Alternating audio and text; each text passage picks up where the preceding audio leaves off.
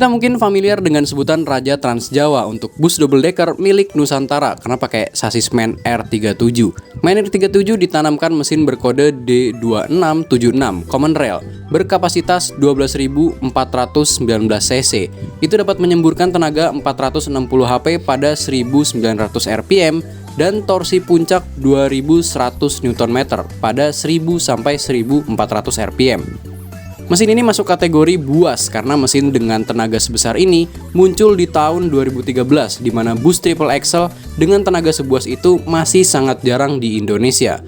Gelar ini disandang oleh Nusantara selama bertahun-tahun karena meskipun Mercedes-Benz mengeluarkan 2542, Scania mengeluarkan K410, tenaga dari dua mesin tersebut tidak sebesar MAN R37 ini. Bahkan sampai Mercedes-Benz mengeluarkan 2445, Scania mengeluarkan K410, dan Volvo mengeluarkan B11R, MAN milik Nusantara ini tetap nggak terkalahkan. Ya walaupun beda 10 HP doang, tapi tetap aja gelar Raja Trans Jawa masih dipegang sama MAN R37 milik Nusantara. Ya, dari 2013 sampai sekarang gelar bus dengan tenaga terbesar masih disandang oleh Nusantara. Setidaknya sampai Gunung Harta mengumumkan bahwa mereka baru aja check out sasis MAN RR4 480 HP. Sekali lagi saya ulangin, 480 HP. Tentu aja ini menggemparkan dunia perbisan di Indonesia ya, karena setelah rilis, Gunung Harta secara resmi merebut gelar Raja Trans Jawa dari Nusantara. Setelah Nusantara memiliki gelar tersebut kurang lebih 12 tahun. Dan sekarang Gunung Harta mencatatkan namanya dalam sejarah perbisan Indonesia dengan menjadi PO pertama yang menggunakan sasis MAN RR4 480 HP di Indonesia. Tapi Gunung Harta nggak sendirian karena kabarnya masih ada beberapa PO lagi yang membeli MAN RR4 ini dan sedang dalam perjalanan. Kita lanjut ke berita selanjutnya. Tunggal Jaya kabarnya baru aja membeli unit SR2 milik Tiga Putra Trans atau TPTC yang dua-duanya itu legasi SR2 facelift. Bisa dilihat dari fog lamp-nya ya. Dan di Purple dibeli oleh Tiga Putra Trans. Apakah ini barter karena 2 unit milik TPTC masuk ke skuad Tunggal Jaya dan 1 unit milik Tunggal Jaya masuk ke skuad TPTC? Saya nggak tahu karena yang tahu ya orang internal perusahaan ya.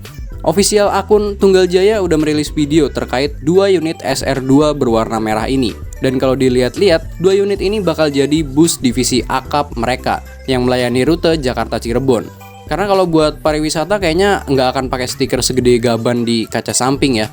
By the way, kayaknya Tunggal Jaya juga lagi beli unit SR3 ya, yang dulu pernah viral konsep liverynya.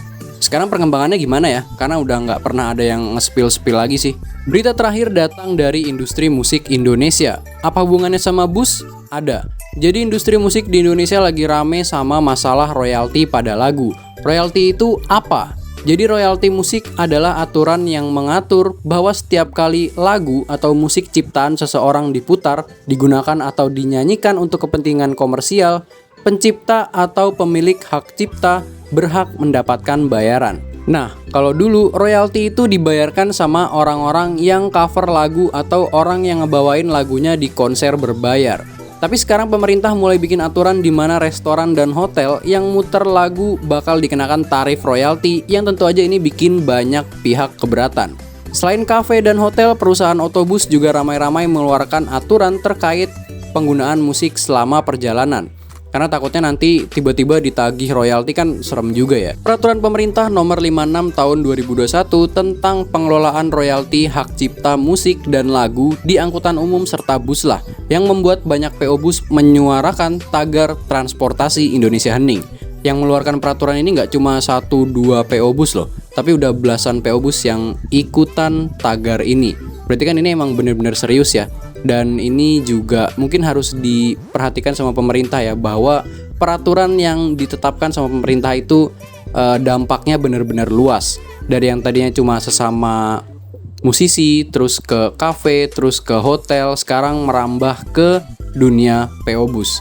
Mungkin ini harus dikaji lagi nih peraturannya. Oke, mungkin segitu aja yang bisa saya sampaikan di video kali ini. Kurang lebihnya mohon maaf dan selamat 17 Agustus teman-teman. Mohon maaf kalau upload videonya terlambat karena kemarin lomba dulu.